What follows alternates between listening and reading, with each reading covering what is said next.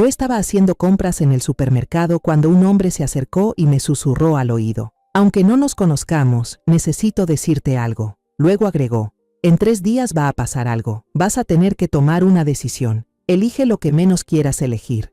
Pensé que estaba loco. 3 días después, recibí una llamada. Pero antes de continuar, revisa si ya te suscribiste al canal y comparte en los comentarios desde dónde nos estás viendo. Nos encantaría saber hasta dónde llegan nuestras historias de venganza. El cielo matutino de Guadalajara estaba despejado, sin una sola nube. Me desperté con esa sensación de paz a la que ya me había acostumbrado. Hoy era miércoles, y la costumbre de hacer la compra semanal en el supermercado grande ya se había arraigado profundamente en mi rutina. El carrito hacía un sonido metálico constante al rodar sobre el piso de cerámica brillante del supermercado. Me detuve en la sección de verduras, donde los colores vivos siempre lograban alegrarme el ánimo. Pasé la mano por encima de unos aguacates, sintiendo con los dedos su cáscara rugosa y la textura justa. Todo me resultaba familiar. Todo era agradable. Me agaché para escoger un manojo de cilantro bien fresco. Justo en ese momento, sentí una presencia demasiado cercana, incómodamente próxima. Una sombra se proyectó sobre mí, bloqueando la luz de los tubos fluorescentes del techo. Una sensación de inquietud me apretó el pecho. Levanté la cabeza. Un hombre de mediana edad estaba parado allí. Llevaba puesta una camisa de cuadros ya gastada, con el cuello descolorido. Lo que más me llamó la atención fue su rostro, demacrado, con los pómulos marcados y profundos. Las ojeras bajo sus ojos parecían manchas de tinta espesa, y sus ojos estaban enrojecidos. Pero lo más extraño era que no miraba los vegetales frescos que tenía delante. Su mirada estaba fija en mí. Era una mirada directa, penetrante, sin intención de disimularse. Por reflejo, retrocedí un paso, aferrándome al borde metálico del carrito como si fuera un escudo. Pero él también dio un paso hacia mí, ni rápido ni lento, acortando la distancia que yo había intentado poner. El espacio alrededor pareció encogerse. Solo estábamos él y yo. Miró rápidamente hacia ambos lados, con un gesto furtivo, como si temiera ser observado o escuchado. Luego, con un movimiento tan repentino que me sobresaltó, se inclinó y acercó su boca a mi oído. Su aliento era cálido, cargado con olor a café barato y tabaco viejo. Sentí en cada respiración su urgencia, su tensión. Dentro de 3 días, usted va a tener que tomar una decisión, susurró con voz ronca y apresurada, tan rápido que tuve que esforzarme para entenderlo. Elija lo que menos quiera elegir. Mi cuerpo se quedó inmóvil, como congelado. Esas palabras sin sentido aparente, cargadas de un peso extraño, se clavaron en mi mente. ¿Una elección? ¿Lo que menos quiero? ¿Qué significaba eso? Quise gritar, empujarlo, preguntarle qué quería decir. Pero cuando reaccioné, cuando giré bruscamente la cabeza para enfrentarlo, ya no había nadie a mi lado. Había desaparecido. Miré alrededor con desesperación. Los pasillos seguían llenos de gente. Una pareja joven reía mientras elegía manzanas. Unos niños rogaban a su madre que les comprara dulces. Nadie parecía haber notado nada. Nadie actuaba de forma inusual. Aquel hombre era como si nunca hubiera existido, como si se hubiera desvanecido en el aire. Mi mano empezó a temblar sin control. El manojo de cilantro cayó al suelo. Al mismo tiempo, un aguacate rodó fuera del carrito, dio una vuelta sobre el suelo y se detuvo justo frente a los pies de una mujer. Ella me sonrió amablemente, lo recogió y me lo entregó. «Tenga cuidado, señora», me dijo. Su voz suave me devolvió al presente, pero a la vez hizo que el encuentro anterior se sintiera aún más irreal, como un sueño lúcido. Traté de seguir con las compras, empujando el carrito sin rumbo. Pero mi mente estaba en blanco. Las palabras de aquel desconocido no dejaban de repetirse en mi cabeza como un estribillo inquietante. Pasé junto al área de panadería, llena de aroma delicioso, y olvidé comprar el pan que le gusta a Mauricio.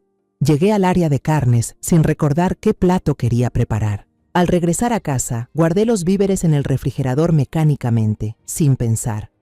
Me dejé caer sobre la silla de madera en la cocina, exhausta. Afuera, la bugambilia que Ricardo, mi difunto esposo, había plantado con sus propias manos, florecía con ramos radiantes bajo el sol de la tarde. Él solía decir que el color de las bugambilias era el color de la alegría eterna. Pero hoy no siento ninguna alegría. Mi mirada vaga por el jardín y se detiene en la foto familiar colgada en la pared. Una foto ya desteñida por el tiempo. Ricardo con una sonrisa radiante, yo acurrucada en su hombro, y Mauricio, nuestro pequeño hijo, mostrando sus dientecitos con una gran sonrisa. Soy María Elena Castañeda. Tengo 65 años. Desde que Ricardo se fue de este mundo, mi gran universo se redujo hasta caber perfectamente en la figura de Mauricio. Él es mi razón de vivir, mi orgullo, el tesoro más valioso que me dejó mi esposo. Todavía recuerdo con claridad cuando era un niño travieso. Tenía un uniforme de policía de juguete ya gastado y un silbato de plástico. Cada tarde se paraba muy serio en la esquina del vecindario, soplando el silbato con fuerza para dirigir el tráfico de los niños en bicicleta. Su sueño de llevar un uniforme de verdad nunca cambió. Y lo logró. Ver a mi hijo convertirse en un oficial de tránsito íntegro me hacía ver a Ricardo en él, firme y confiable. El día que Mauricio se casó con Camila Ortega, lloré de emoción. En nuestra primera reunión, Camila trajo una caja de pan dulce y me dijo con dulzura que era de la mejor panadería de la ciudad, que había buscado con mucho esmero. Tenía una sonrisa luminosa, ojos brillantes y una manera encantadora de hablar. Siempre me llamaba mamá, con mucho cariño. Parecía tener todo lo que uno espera de una nuera, alguien que construiría un hogar feliz junto a mi hijo. Yo lo creí así, pero luego empezaron a aparecer pequeños detalles, como grietas diminutas en una vasija perfecta. Al principio las ignoré, pensando que tal vez era cosa de mi edad, o que estaba imaginando cosas. Hace unos 6 meses, un domingo por la mañana, Camila dijo que iría al mercado de agricultores a comprar ingredientes frescos para el almuerzo familiar. Salió a las 9 de la mañana. El mediodía pasó, luego la tarde, y yo la llamé varias veces sin éxito.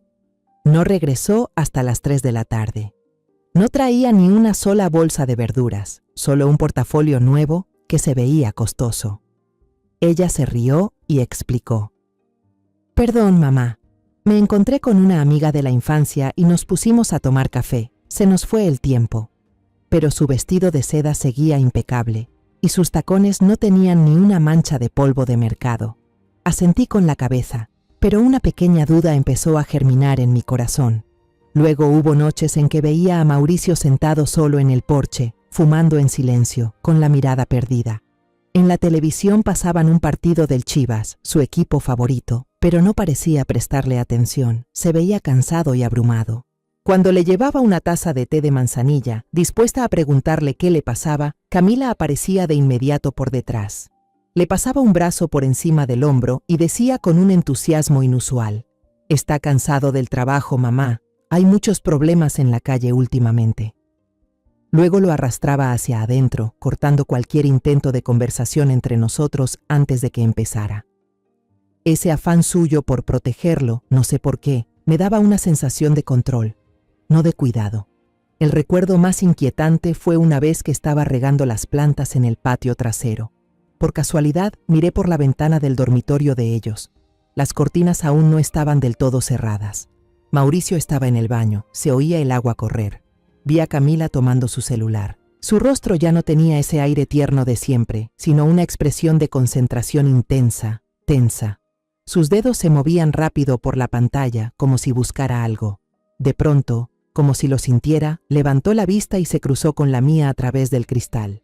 Ella se sobresaltó. Un destello de desconcierto cruzó su rostro, pero rápidamente forzó una sonrisa. Dejó el teléfono apresuradamente, agarró un trapo y fingió limpiar el polvo del tocador cercano. En ese instante, sentí un escalofrío recorrerme la espalda. El punto culminante fue el mes pasado. Necesitaba cinta adhesiva para cerrar una caja vieja, y recordé que Mauricio tenía un rollo guardado en su estudio. Toqué la puerta de su cuarto y entré. Vi a Mauricio de puntillas, guardando unos sobres abultados en una caja de zapatos vieja que luego escondió arriba del closet. Al verme, su rostro se tensó y se notaba incómodo. Rápidamente dijo, con voz algo entrecortada: «Ah, no es nada, mamá. Es solo un bono que estaba ahorrando. Quiero sorprender a Camila». Pero su voz no tenía la alegría de alguien que prepara un regalo para su esposa. Sonaba más bien como alguien que oculta un secreto pesado. Cada vez que pasaba algo así, yo me tranquilizaba sola. Miraba la foto de Ricardo y me decía en silencio: «Seguro estoy vieja, y me lo estoy imaginando, ¿verdad, amor? No debo ser una suegra fastidiosa que desconfía de todo».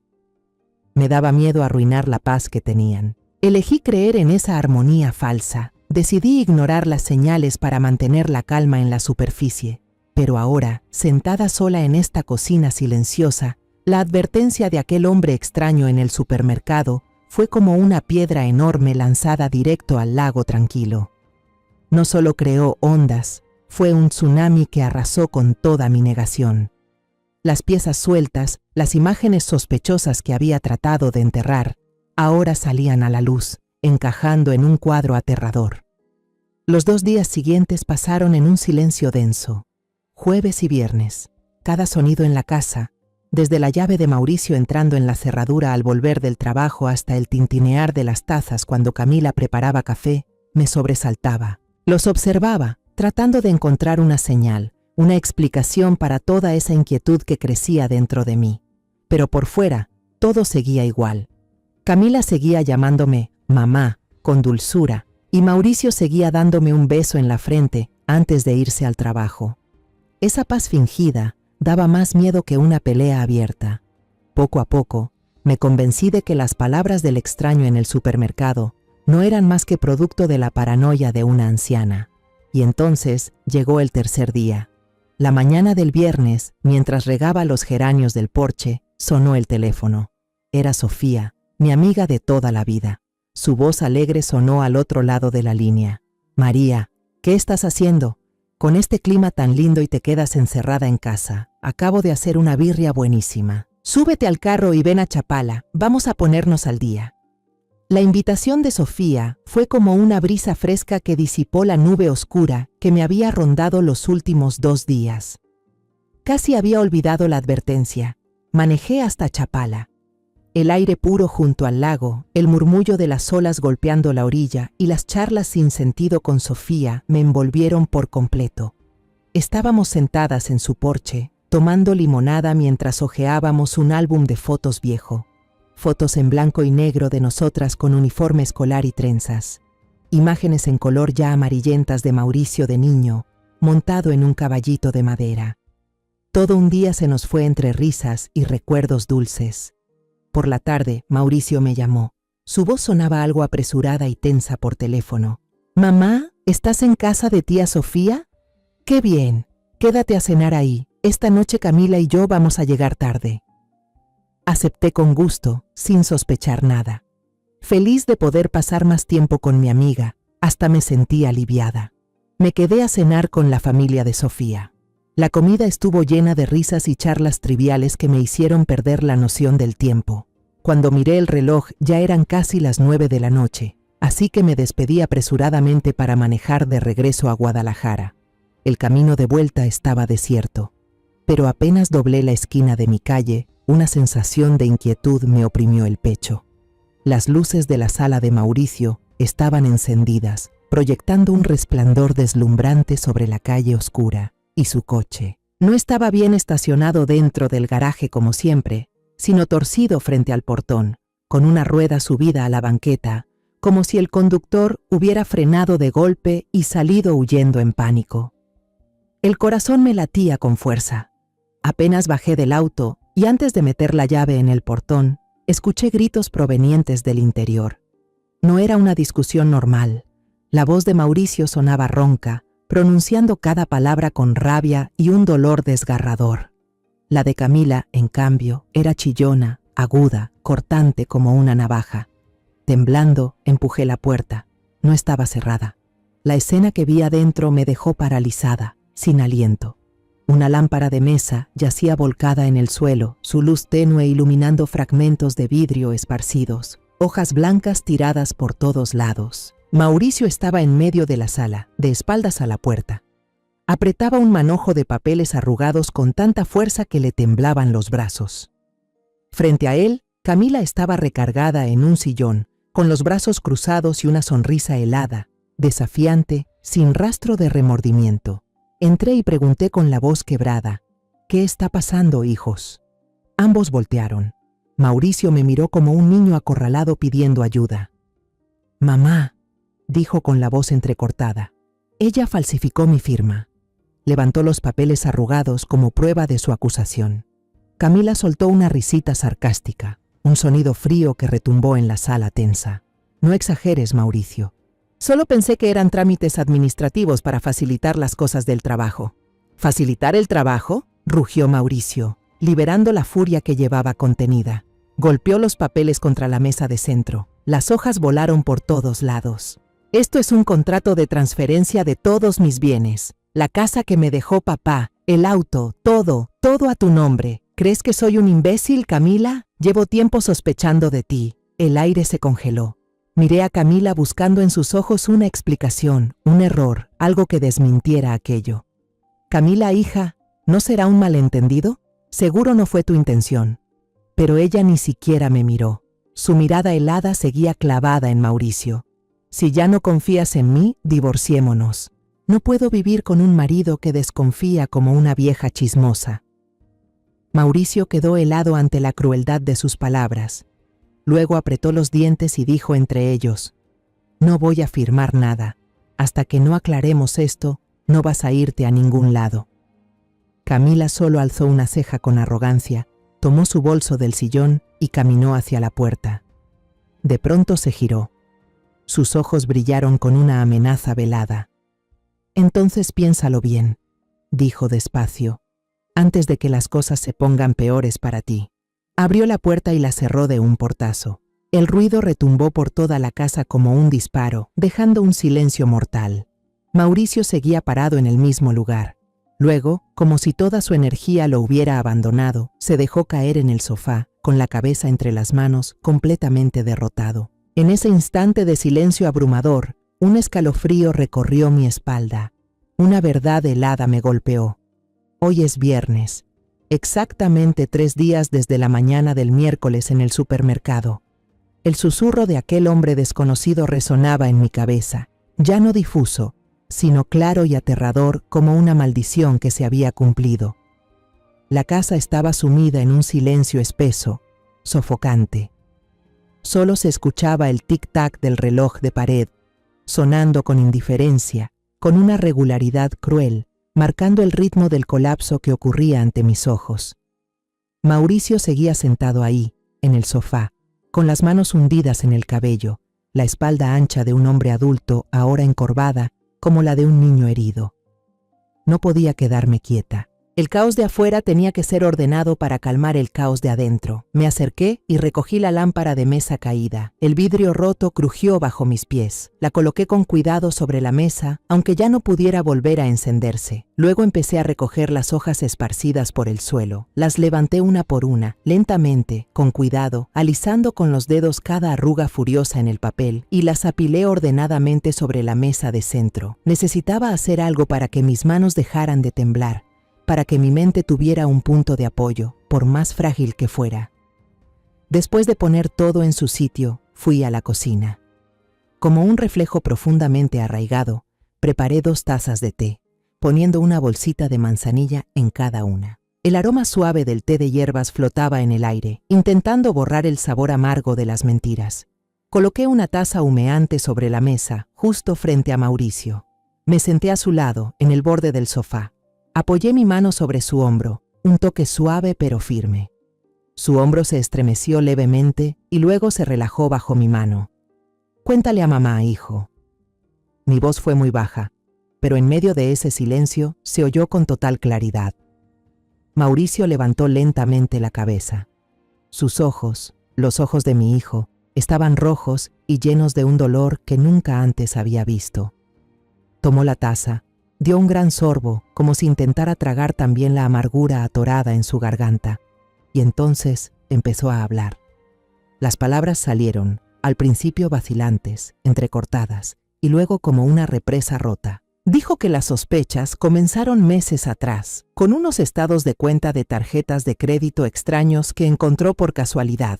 Había gastos enormes en tiendas de joyería lujosas en la avenida Polanco, pero él nunca había visto a Camila usando ninguna de esas piezas. Cuando le preguntaba, ella solo sonreía y decía que eran regalos para socios comerciales, para mantener buenas relaciones. Contó sobre las llamadas telefónicas a medianoche. Camila salía sigilosamente al balcón a hablar, con la voz susurrante como una serpiente, dándole la espalda a la casa. Si él la descubría, ella colgaba de inmediato, explicando que era una amiga íntima pasando por una crisis matrimonial y que no era apropiado que él escuchara. Contó que, tras notar que algunos papeles importantes relacionados con la propiedad de la casa estaban fuera de lugar, decidió instalar en secreto una pequeña cámara, de esas que se usan para vigilar a los bebés, en el despacho. Me dijo esto con vergüenza, con la voz apagada. Sé que estuvo mal, mamá, un policía espiando a su propia esposa en su propia casa. Me sentí como un cobarde, pero no tenía otra opción. Y entonces, la pesadilla llegó justo hoy. Su turno fue cancelado de repente por un cambio de último minuto de sus superiores. No avisó nada y manejó directo a casa, con la intención de sorprender a Camila. Pero la sorpresa fue para él. Apenas estacionó frente al portón, un presentimiento lo impulsó a abrir la aplicación de la cámara en su celular. Y ahí lo vio todo, claramente, en la pequeña pantalla. Camila estaba sentada en el escritorio, donde él guardaba todos los documentos importantes. A su lado había una hoja con su firma verdadera. Ella estaba practicando una y otra vez cómo firmar el nombre Mauricio Castañeda en una hoja de prueba, comparando cada trazo, desde la inclinación de la M hasta el último gancho de la A. Cuando vio que era idéntica, tomó la pluma estilográfica cara que él le había regalado y con toda calma la usó para firmar el contrato verdadero. Dijo que en ese momento sintió que la sangre se le congelaba. Se lanzó dentro de la casa y los encontró en el acto. La pelea estalló en ese mismo momento y alcanzó su punto más álgido justo cuando yo llegué. Al escuchar lo que Mauricio me contó, todas las piezas sueltas que había visto empezaron a encajar, formando un cuadro completo y cruelmente feo. Aquella vez que Camila fue de compras y no trajo ni una bolsa, los sobres llenos de billetes escondidos en una caja de zapatos, las noches en que se quedaba ensimismada sentada en el porche. Todo tenía una explicación. La rabia empezó a hervirme por dentro, más fuerte que el asombro o el dolor. Esto no era un error, era un plan calculado, un engaño brutal y magistral. Le apreté fuerte la mano a mi hijo. Maldita sea, esa chica nos engañó a todos. Mauricio ya no pudo aguantar más. Se recostó sobre mi hombro y por primera vez en muchos años, desde que su padre murió, lloró como un niño. Su llanto era entrecortado, lleno de rabia y tristeza. ¿Qué hago, mamá? Yo confié en ella. Confié ciegamente en ella. Lo abracé, ese cuerpo grande que temblaba como cuando era pequeño, y le acaricié la espalda. Por un momento, las palabras del hombre extraño volvieron a sonar en mi cabeza. Elige lo que menos quieras hacer. ¿Cuál era la elección ahora? Callar y ver a mi hijo perderlo todo, su dinero, su honor, en manos de una estafadora. O sacar todo a la luz, enfrentar un escándalo de divorcio ruidoso y exponer el dolor de nuestra familia a la opinión pública. Las dos opciones eran un infierno. Miré los papeles sobre la mesa, las firmas falsificadas que parecían burlarse de nosotros. Respiré hondo. La debilidad, el desconcierto dentro de mí desaparecieron. En su lugar apareció la determinación férrea de una madre que protegerá a su hijo a toda costa. No tengas miedo, Mauricio, le dije con una voz sorprendentemente firme. No voy a dejar que ella te destruya, ni que destruya a esta familia. Déjamelo a mí. Lo miré directo a los ojos llenos de lágrimas. Sé exactamente a quién tengo que llamar. Aquella noche, cuando Mauricio por fin se quedó dormido en el sofá, agotado, me quedé sola en la sala. La luz amarilla de la calle se colaba por la ventana, dibujando líneas largas sobre el suelo. El silencio ya no me daba miedo, se había vuelto mi aliado, el espacio necesario para que mi determinación se cristalizara. Fui hasta la antigua estantería de Ricardo y saqué su viejo cuaderno de contactos, con el lomo ya gastado. La piel del cuaderno estaba blanda por los años, y al abrirlo, el olor a papel viejo me envolvió. Busqué la sección de la letra A. Allí estaba, cuidadosamente guardada, una tarjeta de presentación amarillenta por el tiempo. Aranda Investigaciones. La verdad es poder. José Aranda, un detective privado ya retirado, viejo amigo de Ricardo, en quien mi esposo siempre confió plenamente. A la mañana siguiente desperté a Mauricio. Aún tenía los ojos hinchados, pero ya se le notaba un poco más de vida. Hoy vas a trabajar como siempre, le dije con firmeza. Salúdala, bésala, actúa como si nada pasara. No le dejes ver ni una señal de cambio. ¿Puedes hacerlo? Mauricio me miró con confianza y asintió con determinación. Cuando ya se había ido, me senté frente al teléfono, respiré hondo y marqué el número del señor Aranda. Una voz grave y confiable, tal como la recordaba, sonó del otro lado. No le di muchos detalles por teléfono, solo le dije que yo, la esposa de Ricardo Castañeda, necesitaba su ayuda para un asunto familiar delicado.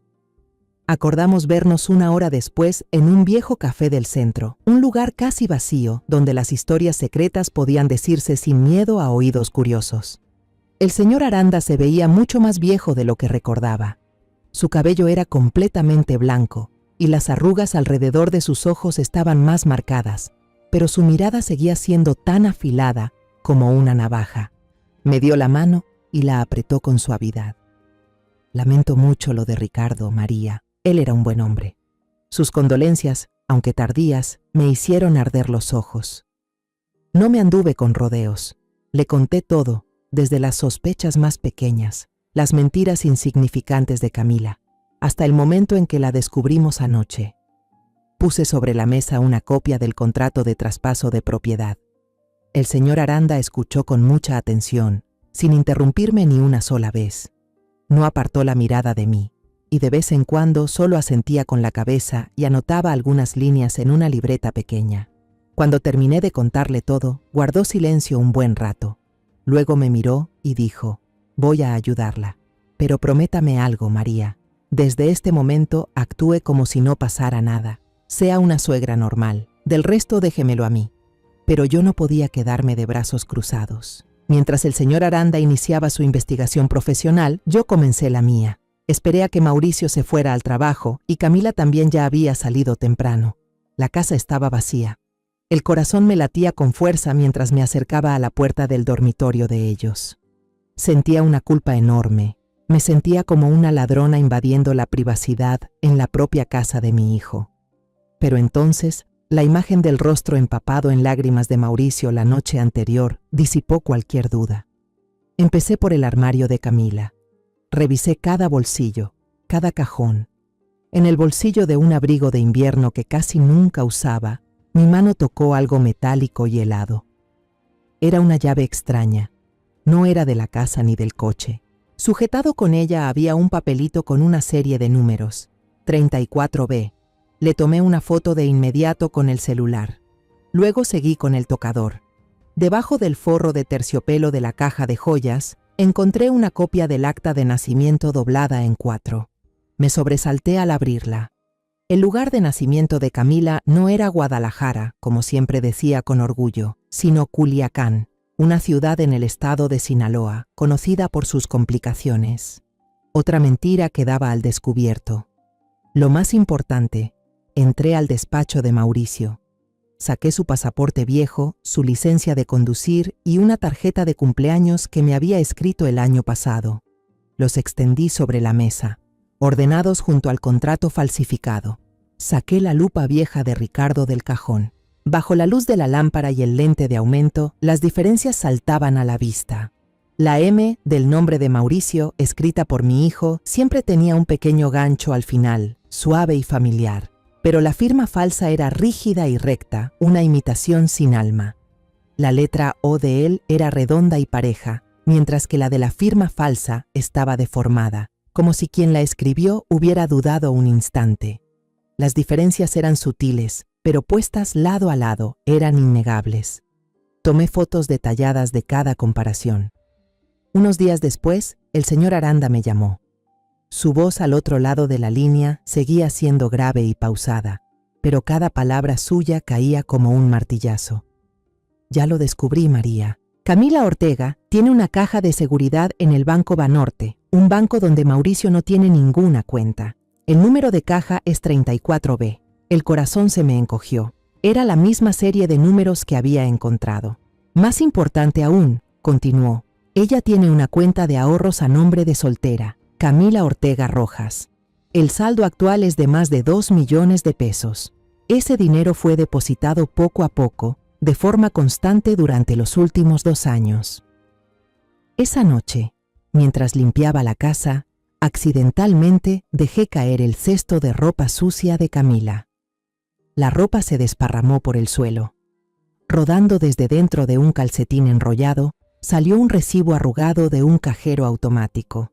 Lo recogí sin pensar mucho, y entonces mis ojos se clavaron en los números. Era una transacción de retiro en efectivo desde una cuenta con los mismos 4 últimos dígitos de la cuenta secreta que el señor Aranda acababa de revelarme.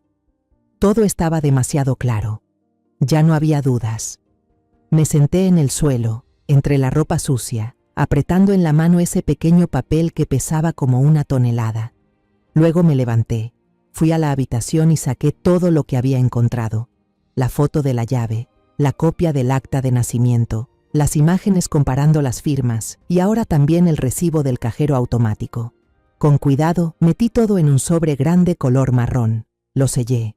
La tormenta aún no había llegado, pero ya tenía mi arma lista. Estaba preparada. 3 días después de la llamada del señor Aranda, Camila regresó. Durante esos 3 días, Mauricio y yo vivimos en una calma extraña, una tranquilidad antes de la tormenta. Hablábamos menos, pero cada mirada que nos dábamos estaba llena de entendimiento. El sobre marrón con la verdad descansaba en el cajón de mi escritorio, tan pesado como una bomba de tiempo. Yo estaba en la cocina, amasando la masa para hacer pan, cuando escuché el sonido de una llave girando en la cerradura. Un sonido familiar, pero que ese día me heló la espalda. La puerta se abrió.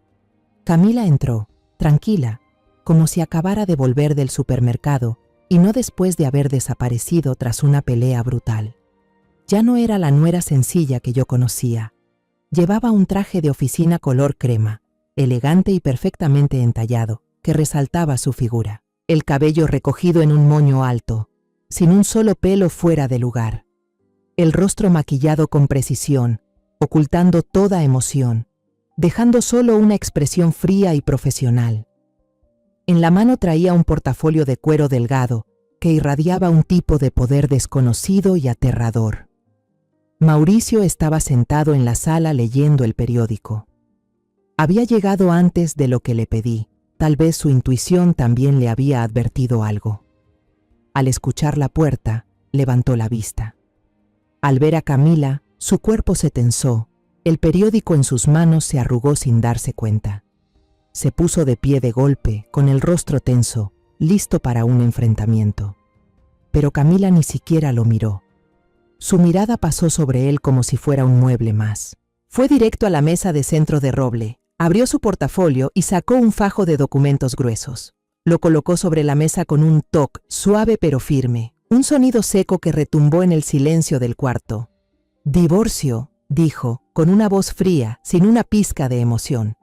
«Ya llené mi parte. Solo tienes que firmar aquí, aquí y aquí». Su dedo largo, pintado de un rojo vino, señaló 3 lugares en el papel. «No hagamos esto más complicado de lo necesario. Vamos a dividir los bienes actuales. Por supuesto, esta casa me tocará a mí, como una pequeña compensación por todo el daño emocional que tuve que soportar». Mauricio miraba fijamente los papeles, con los puños tan apretados que los nudillos se le pusieron blancos. Pero no dijo nada, solo guardó silencio, un silencio atronador. Ese silencio parecía alimentar aún más la seguridad de Camila. Ella creía que ya había ganado. Fue entonces cuando salí de la cocina. El sonido de mis pasos sobre el piso de cerámica hizo que ambos se volvieran a mirar. Esta vez no llevaba una bandeja con té, sino el sobre marrón con los documentos. Caminé con calma hasta la mesa y puse mi sobre justo al lado del divorcio de Camila. El sonido fue más suave, pero más denso que su arrogante toc. «Si de verdad quieres ir a juicio», dije con voz clara, sin titubear, «entonces adelante». Los ojos de Camila mostraron un destello de sorpresa antes de pasar al desprecio. ¿Qué pensaba que iba a hacer yo? ¿Una anciana? ¿Qué podría hacer yo? Abrí el sobre, saqué cada cosa y las extendí sobre la mesa brillante, como una jugadora revelando sus cartas decisivas. «Esto», dije empujando el estado de cuenta hacia ella, «es el extracto de una cuenta bancaria secreta a nombre de soltera tuyo, Camila Ortega Rojas, con un saldo que nunca le explicaste a tu esposo». El rostro perfectamente maquillado de Camila perdió un poco de color. Coloqué las fotos detalladas sobre la mesa. «Esta es la imagen de la firma falsa de tu parte en el contrato de transferencia de propiedad, colocada junto a la firma real de Mauricio para comparar. Creo que cualquier perito calígrafo estaría muy interesado en esto». Sus labios rojos se apretaron con fuerza. «¿Y esto?», dije, empujando la última foto hacia ella, una imagen de una llave y una nota con un número. «Es la información sobre la caja de seguridad número 34B en el Banco Banorte que llevas ocultándole a tu esposo desde hace 2 años». Levanté la vista y la miré directo a los ojos, unos ojos que ya no podían ocultar el desconcierto. «No creo que necesitemos este papel de divorcio, Camila. Esta vez, todo se resolverá en público, ante un juez, con todas las pruebas de tus actos, fraude, falsificación de firma y ocultamiento de bienes». Camila se quedó paralizada. La máscara perfecta que llevaba se hizo trizas. Miró desde el montón de documentos irrefutables sobre la mesa hasta mi rostro firme, y luego a Mauricio, que estaba congelado por lo que acababa de escuchar. Por primera vez, vi verdadero pánico en sus ojos, el pánico de una fiera acorralada, pero solo duró un instante. Rápidamente, el pánico se desvaneció, dando paso a algo más oscuro y venenoso. De repente, soltó una carcajada, una risa ronca, sin alegría, un sonido escalofriante que le brotó de la garganta. Levantó la cabeza y se acomodó un mechón de cabello imaginario. «¿De verdad cree que ya ganó, señora Castañeda?», dijo despacio, palabra por palabra, como escupiendo veneno. «¿Cree que estos papelitos lo son todo?». Su mirada se apartó de mí y se clavó en Mauricio. «Usted no tiene ni idea de lo que hizo su hijito querido». Me giré hacia Mauricio y sentí como si me apretaran el corazón con una mano helada. Mi hijo ya no se mantenía en pie. Dio un paso atrás, luego otro, hasta dejarse caer en el sillón detrás de él, como si le hubieran arrancado la columna vertebral. Su rostro estaba blanco como una hoja, sus labios se movían sin emitir palabra. Su mirada estaba fija en Camila, una mezcla de horror, culpa y súplica muda. Camila disfrutaba ese momento. Era una depredadora deleitándose con su presa atrapada. Camila rodeó lentamente la mesa de centro, con la punta de sus dedos pintados de rojo rozando los documentos que yo acababa de mostrar. «Tus pruebas están muy bien, mamá», dijo con sarcasmo, recalcando la palabra mamá como si fuera un insulto. «Pero no significan nada». Se detuvo frente a Mauricio, que se desmoronaba. «¿Te acuerdas, Mauricio?». Su voz se volvió dulcemente maliciosa, como si contara una vieja historia. «Hace 2 años, una noche lluviosa de octubre, en esa carretera solitaria hacia las afueras, la que tomabas como atajo para volver a casa después de tu turno». Cada palabra era un martillazo. Mauricio bajó la cabeza, aferrándose con fuerza a los brazos de la silla, con los nudillos blancos de tensión. Camila me miró y vi en sus ojos una crueldad triunfante que ardía. «Tu hijo, el ejemplar agente de tránsito, el orgullo de la familia Castañeda», dijo con voz tensa. «Después de una fiesta para celebrar su ascenso, estaba borracho. Aún así, condujo, y atropelló a alguien. Sentí que el corazón se me detenía. Todo mi cuerpo se enfrió. Negué con la cabeza, como un acto reflejo de negación. No, no puede ser. Mauricio, jamás. Oh, claro que sí, me interrumpió Camila, con una sonrisa amplia que dejaba ver sus dientes blancos. Atropelló a un vagabundo harapiento y se dio a la fuga. Huyó como un cobarde, señora. Lo dejó tirado ahí en la carretera, bajo la lluvia. Sentí que las piernas me fallaban y tuve que apoyarme en la silla para no caer. Todo a mi alrededor comenzó a dar vueltas. Camila continuó, su voz llena de gozo, como una narradora embelesada con su propio relato. Empecé a sospechar cuando lo vi retirar en efectivo una gran cantidad de dinero cada pocas semanas. Pensé que tenía una amante, así que lo seguí. Pero no, era peor que eso. Lo vi conducir hasta un motel de mala muerte en las afueras de la ciudad y entregarle dinero a un viejo cojeando con cara de susto. Mucho después, cuando limpiaba el almacén, encontré esto. Sacó su celular, deslizó un par de veces y me mostró la pantalla. Era la foto de una página de cuaderno ya amarillenta, y sobre ella estaba esa letra tan familiar, inconfundible, la de mi hijo, su diario, escondido en una caja de zapatos vieja encima del ropero, donde pensaba que yo nunca lo encontraría. Su voz sonaba burlona. Ahí lo escribió todo, el miedo, la culpa, la obsesión.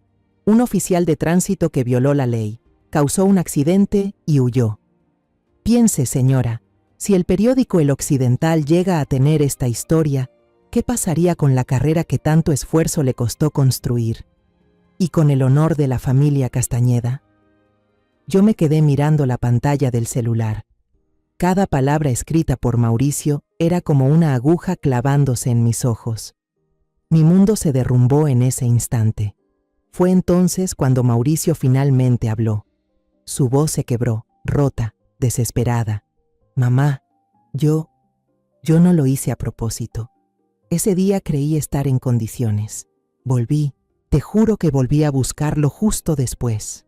Lo llevé al hospital, pagué los gastos, le alquilé una casa y lo cuidé durante 2 años. Yo solo. Levantó la vista hacia mí, con lágrimas corriéndole por el rostro. Yo solo. No reporté el accidente, mamá. Su confesión fue la última puñalada a mi corazón.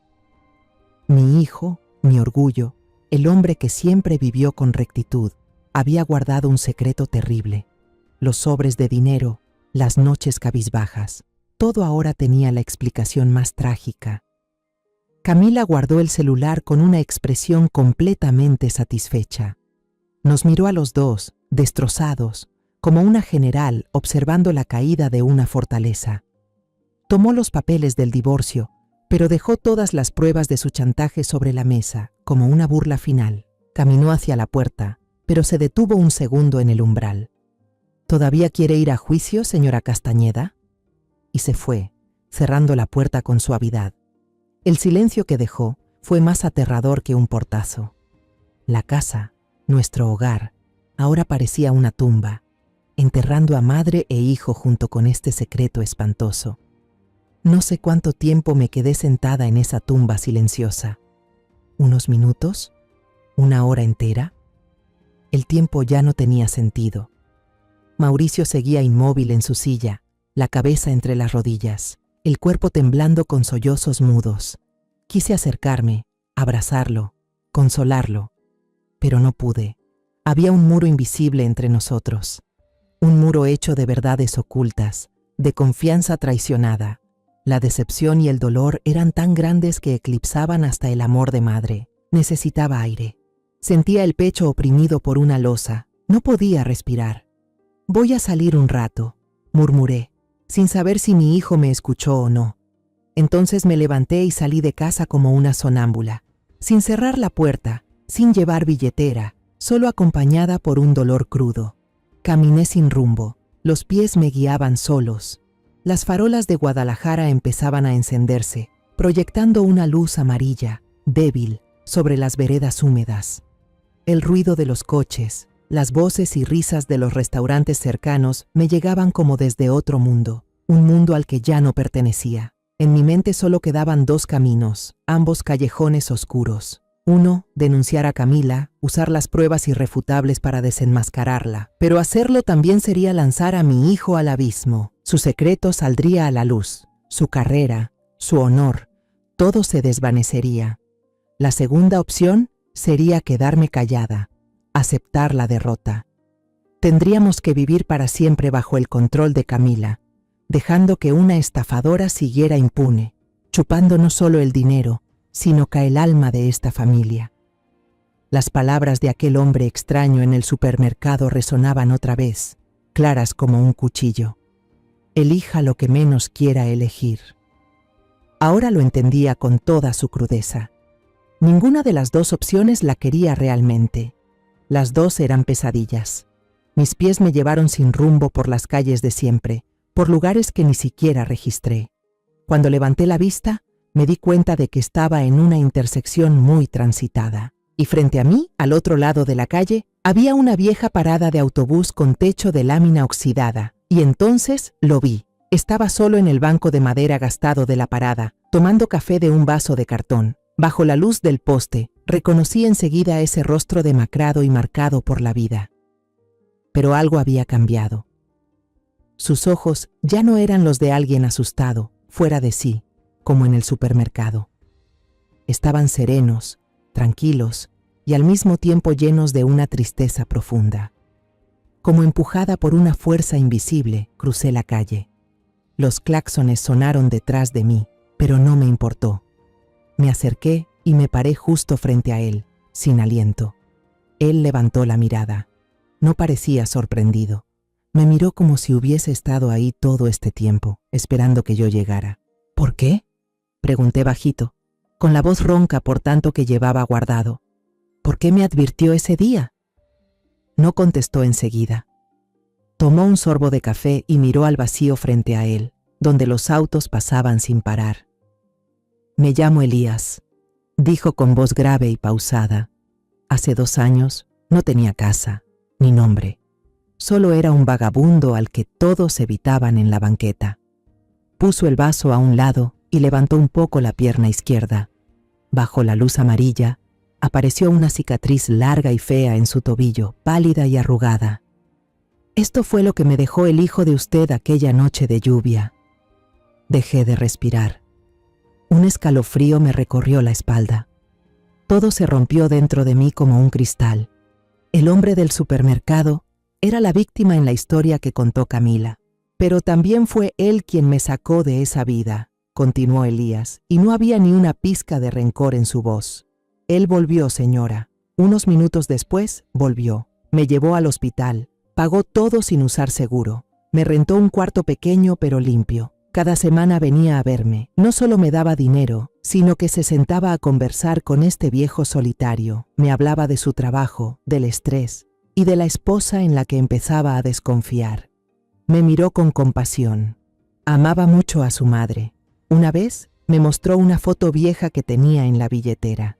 Era usted. Por eso cuando la vi en el supermercado, la reconocí de inmediato. Vi la preocupación en su rostro cada vez que hablaba de su esposa y sentí que algo malo se avecinaba. Sentí que tenía que hacer algo.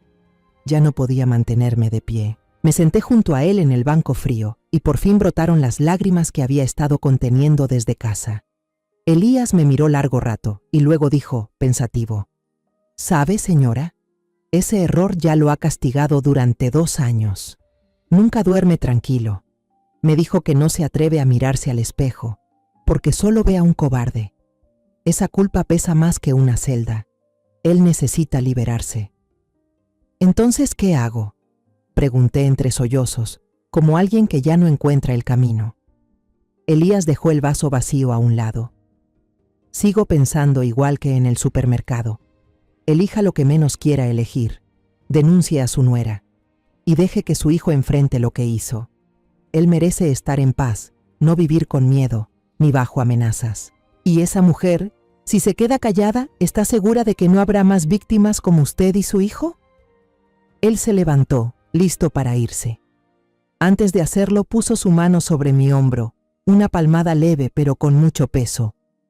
Créame, señora, Tal vez ahora él la odie por esto, pero algún día se lo va a agradecer. Luego se alejó, se mezcló con la multitud en la calle y desapareció. Me quedé sola en la banca fría, bajo la luz amarillenta del paradero de autobús.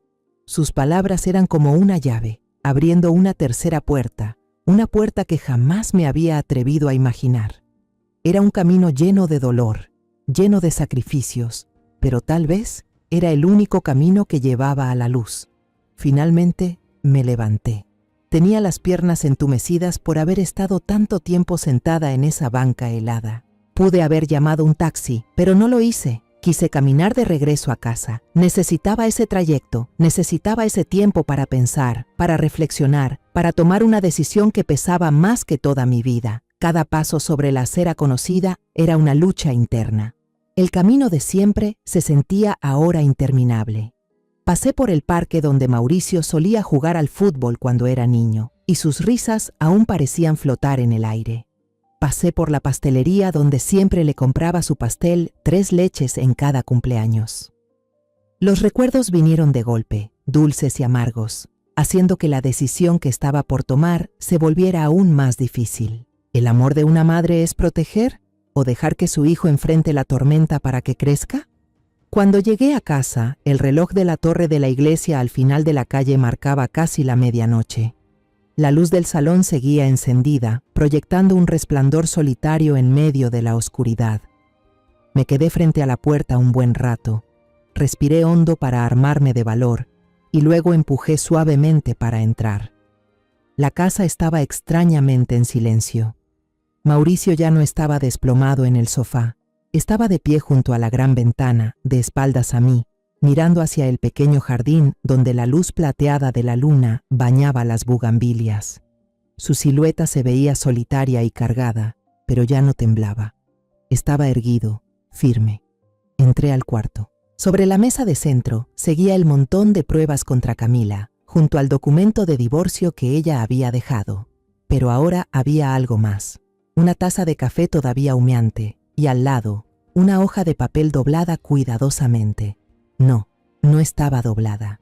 Era el documento de divorcio, colocado con orden. Pero había algo distinto. En la última línea, donde iba la firma de Mauricio Castañeda, ya había un trazo de tinta azul, firme y claro. Lo había firmado. Escuchó mis pasos y se dio la vuelta. Su rostro ya no mostraba el pánico ni el colapso de esa tarde. En su lugar, había una calma extraña. Una calma que solo viene después de mirar al abismo y aceptar lo peor. «Mamá», dijo en voz baja, con menos temblor en la voz, «he pensado mucho mientras estabas fuera. Ya no quiero seguir huyendo». Caminó hacia la mesa, sin mirar ni las pruebas ni el documento. Tomó las llaves del coche y su billetera que estaban ahí. «Mañana por la mañana», dijo, mirándome directo a los ojos, «voy a ir a la oficina del abogado a entregar esto. Luego iré directo a la comisaría, a ver al capitán Ramírez, mi superior. Voy a contarle todo sobre el accidente de hace 2 años. Sentí un nudo en la garganta, una mezcla de dolor y orgullo que me invadía. Me acerqué y le tomé la mano, una mano endurecida por el trabajo, pero que ahora se sentía cálida. ¿Estás seguro, Mauricio? ¿Sabes que esto puede destruirlo todo? La carrera que tanto te costó, el honor de nuestra familia. Él asintió y apretó suavemente mi mano. Por primera vez en mucho tiempo vi claridad en sus ojos, ya sin esa nube de culpa y miedo. Si vivir significa andar cabizbajo todos los días, sobresaltarse cada vez que escucha una sirena de patrulla detrás, entonces eso ya no es vivir, mamá. Su voz sonaba decidida. Le debo una disculpa pública al señor Elías, y más importante aún, me debo a mí mismo una verdad. Siguió hablando, con la mirada firme. No puedo permitir que alguien como Camila use mi error para chantajearnos, para convertir esta casa en nuestra cárcel. Pase lo que pase, lo voy a aceptar. Aunque me expulsen del cuerpo, aunque tenga que ir a la cárcel, lo voy a aceptar. No pude contener más las lágrimas. Pero no eran de dolor ni de decepción, eran de orgullo. Mi hijo, mi pequeño hijo, por fin había recuperado su valentía. Lo abracé con todas mis fuerzas, un abrazo apretado. Pude sentir su pecho subir y bajar con una respiración constante, sin la ansiedad reprimida de antes. Había encontrado paz, incluso antes de que llegara la verdadera tormenta. En ese momento supe que habíamos tomado una decisión juntos, la decisión menos deseada, la decisión de sacar todo a la luz, aunque eso significara quemarlo todo. Por primera vez en muchos días, sentí una chispa de esperanza, tenue pero real. La libertad aún no llegaba, pero estaba cerca. Los días siguientes pasaron como una tormenta a la que entramos por voluntad propia. Tal como dijo, a la mañana siguiente Mauricio se puso su uniforme bien planchado, me dio un beso en la frente y se fue a la comisaría. Yo no lo acompañé, esa era su batalla. Yo me quedé en casa, en la sala, apretando el crucifijo de plata que me dejó mi madre, murmurando oraciones. No pedí que declararan inocente a mi hijo, solo pedí que tuviera la fuerza para cargar con la verdad. Al mismo tiempo, nuestro abogado, siguiendo mis instrucciones, presentó la denuncia contra Camila ante las autoridades, junto con el sobre marrón lleno de pruebas que el señor Aranda y yo habíamos recopilado con tanto cuidado. El engranaje legal comenzó a moverse. La policía intervino. Camila fue citada. Al principio, frente a los investigadores, negó todo con fuerza, interpretando el papel de una esposa calumniada. Pero cuando le pusieron delante los extractos bancarios irrefutables, las fotos comparativas de firmas falsificadas y el testimonio del empleado del banco que confirmó que ella abrió la caja de seguridad, su máscara se rompió. Fue acusada de fraude y apropiación indebida de bienes. Mientras tanto, se reabrió el expediente del accidente de Mauricio de 2 años atrás. Elías fue llamado a testificar. Se presentó en la comisaría con su ropa más limpia, relatando todo con claridad. No ocultó nada, pero recalcó que Mauricio volvió inmediatamente. Lo llevó al hospital y lo cuidó durante los 2 años siguientes. La sinceridad de Mauricio, sumada al testimonio compasivo de Elías, hizo que le redujeran considerablemente la pena. No fue acusado penalmente, pero recibió una sanción interna. Lo degradaron y lo transfirieron a otra unidad, lejos. Un precio que pagar, pero justo. Meses después se celebró el juicio por el divorcio y el fraude. Mauricio y yo estábamos sentados en primera fila. Cuando trajeron a Camila, casi no la reconocí. Aquella mujer elegante de traje color crema ahora vestía un uniforme de reclusa enorme, con el cabello desarreglado y el rostro demacrado. Pero cuando levantó la cara, su mirada seguía llena de desafío y odio. El juez dictó el divorcio. Camila no recibió ninguna parte de los bienes. Al contrario, debía devolver todo lo que había robado. Al ser escoltada por los policías, no miró a Mauricio, me miró a mí, con una mirada ardiente, prometiendo venganza si alguna vez se le presentaba la oportunidad. No me sentía feliz, solo sentía un alivio inmenso, como si por fin me hubieran quitado una piedra enorme del pecho que llevaba años aplastándome. 1 año después, todo ya se había estabilizado. La tormenta realmente había pasado. A Mauricio lo trasladaron a un pequeño puesto de control de tránsito en las afueras, cerca del lago Chapala. El trabajo ya no era tan estresante ni lleno de trampas como antes. Tenía tiempo para leer los libros que le gustaban, para cuidar un pequeño jardín detrás del puesto.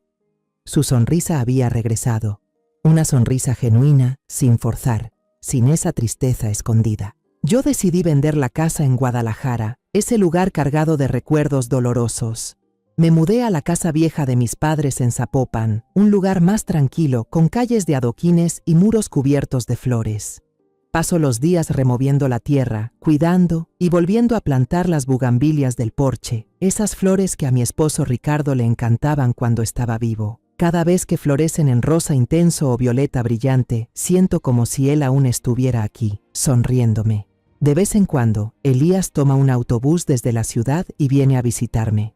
Usó el dinero que Mauricio le dio como compensación, junto con sus ahorros, para abrir un pequeño puesto de periódicos cerca de su casa. Ya no es ese hombre demacrado y temeroso de antes. Él y yo nos sentamos en el porche, tomamos café y hablamos de cosas sin importancia. que este año la temporada de lluvias llegó temprano, del olor de la tierra mojada o de alguna noticia curiosa del diario. Se ha vuelto un amigo cercano de la familia, un testigo vivo de que el perdón y los nuevos comienzos sí existen.